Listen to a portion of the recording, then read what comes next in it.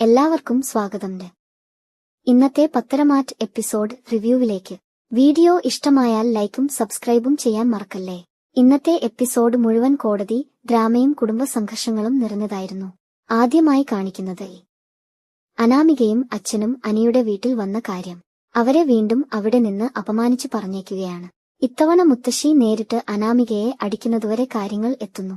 പക്ഷേ അതിലും വലിയ വിഷയം അവർ ആവശ്യപ്പെട്ടത് നഷ്ടപരിഹാര തുകയാണ്. ഇത് കേട്ട് അനിയുടെ കുടുംബം പൂർണ്ണമായും ദേഷ്യത്തിലാകുന്നു. അതേസമയം ആദർശനും നന്ദുവും മറ്റൊരു വലിയ അന്വേഷണത്തിലാണ്. ഹോട്ടലിൽ നടന്ന റെയ്ഡിനിടെ രക്ഷപ്പെട്ട ആളുടെ ദൃശ്യങ്ങൾ കിട്ടുന്നു.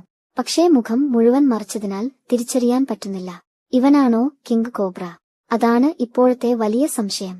വ്യാജ നമ്പർ പ്ലേറ്റ് ഉപയോഗിച്ച കാറും തെളിവുകൾ ഇല്ലാതാക്കുന്ന രീതിയും ഇവരുടെ പിന്നിൽ വലിയ മാഫിയ പ്രവർത്തിക്കുന്നുണ്ടെന്ന സൂചനയാണ് നൽകുന്നത്.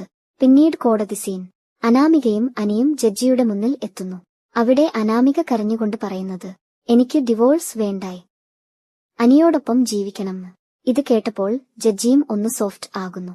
അനി എത്ര പറഞ്ഞാലും അവൾ ചെയ്ത തെറ്റുകൾ ചൂണ്ടിക്കാട്ടിയാലും ജഡ്ജി ഉടൻ ഡിവോഴ്സ് അനുവദിക്കാൻ തയ്യാറാകുന്നില്ല. ഒരു പെൺകുട്ടി ഇങ്ങനെ മുന്നിൽ ഇരുന്ന് കരയുമ്പോൾ പെട്ടെന്ന് തീരുമാനം എടുക്കാൻ പറ്റില്ല എന്നാണ് ജഡ്ജി പറയുന്നത്. ഒടുവിൽ കേസ് വീണ്ടും 3 മാസം കൂടി നീട്ടുന്നു. ഇത് കേട്ട് അനിയും കുടുംബവും പൂർണ്ണമായും നിരാശരാകുന്നു. പക്ഷേ അനാമികയും അച്ഛനും ഇപ്പോഴും പണം കിട്ടുമെന്ന പ്രതീക്ഷയിലാണ്.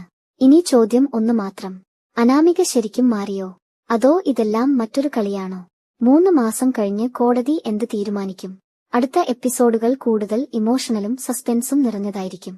വീഡിയോ ഇഷ്ടമായാൽ ലൈക്ക് ചെയ്യാനും ഇത്തരത്തിലുള്ള റിവ്യൂകൾക്കായി ചാനൽ സബ്സ്ക്രൈബ് ചെയ്യാനും മറക്കല്ലേ.